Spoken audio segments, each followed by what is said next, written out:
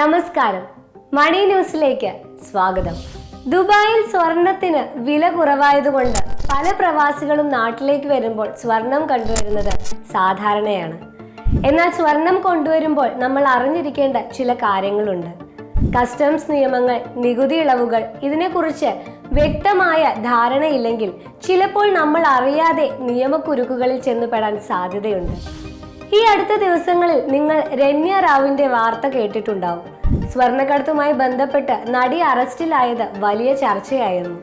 അതുകൊണ്ട് തന്നെ ദുബായിൽ നിന്ന് സ്വർണം കൊണ്ടുവരുമ്പോൾ നമ്മൾ എത്രത്തോളം ശ്രദ്ധിക്കണമെന്ന് ഈ വീഡിയോയിലൂടെ നമുക്കൊന്ന് നോക്കാം. ആദ്യം തന്നെ ഒരു ഇന്ത്യക്കാരന് ദുബായിൽ നിന്ന് എത്ര സ്വർണം വരെ കൊണ്ടുവരാം എന്ന് നോക്കാം. Central board of indirect tax and custom നിയമങ്ങൾ അനുസരിച്ച് ഒരു ഇന്ത്യക്കാരന് 6 മാസത്തിൽ കൂടുതൽ ദുബായിൽ താമസിച്ച ശേഷം മടങ്ങുമ്പോൾ 1 കിലോഗ്രാം വരെ സ്വർണം ഡ്യൂട്ടി അടച്ച് കൊണ്ടുവരാൻ അനുവാദമുണ്ട്.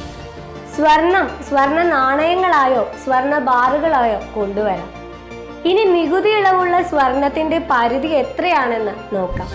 പുരുഷന്മാർക്കും സ്ത്രീകൾക്കും കുട്ടികൾക്കും ഇത് വ്യത്യസ്തമാണ്.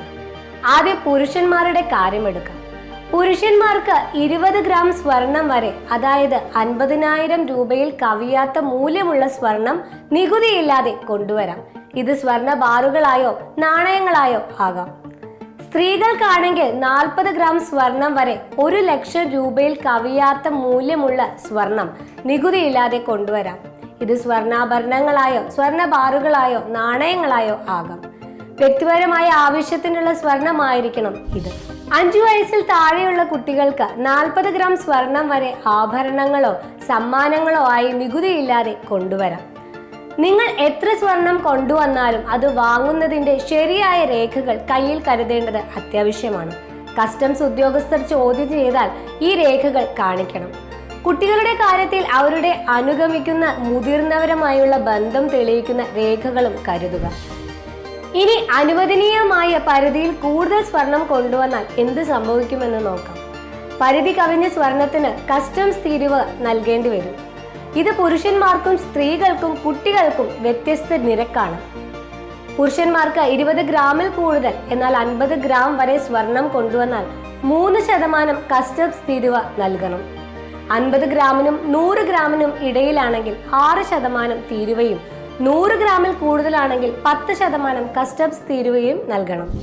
സ്ത്രീകൾക്കും കുട്ടികൾക്കും 40 ഗ്രാമിൽ കൂടുതൽ, എന്നാൽ 100 ഗ്രാം വരെ സ്വർണം കൊണ്ടുവന്നാൽ 3% കസ്റ്റംസ് തീരുവയാണ്.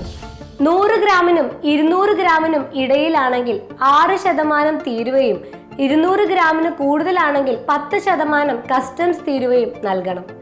ഇവിടെ നിങ്ങൾ കുറച്ച് കാര്യങ്ങൾ പ്രത്യേകം ശ്രദ്ധിക്കണം. ഒന്നാമതായി, നികുതി ഇളവ് ലഭിക്കണമെങ്കിൽ നിങ്ങൾ കുറഞ്ഞത് 6 മാസമെങ്കിലും ദുബായിൽ താമസിച്ചിരിക്കണം. രണ്ടാമത്, ഈ നിയമങ്ങൾ ഇന്ത്യൻ പൗരന്മാർക്കും ഇന്ത്യയിലേക്ക് മടങ്ങുന്നവർക്കും മാത്രമാണ് ബാധകം. മൂന്നാമതായി, സ്വർണം വ്യക്തിപരമായ ഉപയോഗത്തിന് മാത്രമായിരിക്കണം കൊണ്ടുവരുന്നത്. വാണിജ്യ ആവശ്യങ്ങൾക്ക് കൊണ്ടുവരുന്നത് നിയമവിരുദ്ധമാണ്. അനുവദനീയമായ പരിധിയിൽ കൂടുതൽ സ്വർണം കൈവശം വെച്ചാൽ അത് തീരുവ അടയ്ക്കേണ്ട സ്വർണമാണെന്ന് കസ്റ്റംസിനെ അറിയിക്കുകയും നിയമപരമായ നടപടികൾക്കായി റെഡ് ചാനൽ വഴി കടന്നു പോവുകയും വേണം. തെറ്റായ വഴി തിരഞ്ഞെടുക്കാൻ ശ്രമിച്ചാൽ അത് വലിയ നിയമ നടപടികളിലേക്ക് കൊണ്ടെത്തിക്കാൻ സാധ്യതയുണ്ട്. സ്വർണം പിടിച്ചെടുക്കാൻ പോലും സാധ്യതയുണ്ട്. കസ്റ്റംസ് നിയമങ്ങൾ കാലാകാലങ്ങളിൽ മാറിയേക്കാം. അതിനാൽ യാത്ര ചെയ്യുന്നതിന് മുൻപ് ഏറ്റവും പുതിയ നിയമങ്ങൾ കസ്റ്റംസ് വെബ്സൈറ്റിൽ നിന്നോ ബന്ധപ്പെട്ട അധികാരികളിൽ നിന്നോ ഉറപ്പുവരുത്തുന്നത് നല്ലതാണ്.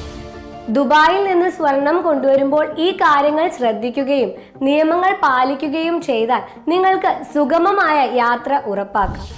ഈ വീഡിയോ നിങ്ങൾക്ക് ഉപകാരപ്രദമായി എന്ന് വിശ്വസിക്കുന്നു. ഇഷ്ടപ്പെട്ടെങ്കിൽ ലൈക്ക് ചെയ്യാനും സബ്സ്ക്രൈബ് ചെയ്യാനും മറക്കല്ലേ. നന്ദി.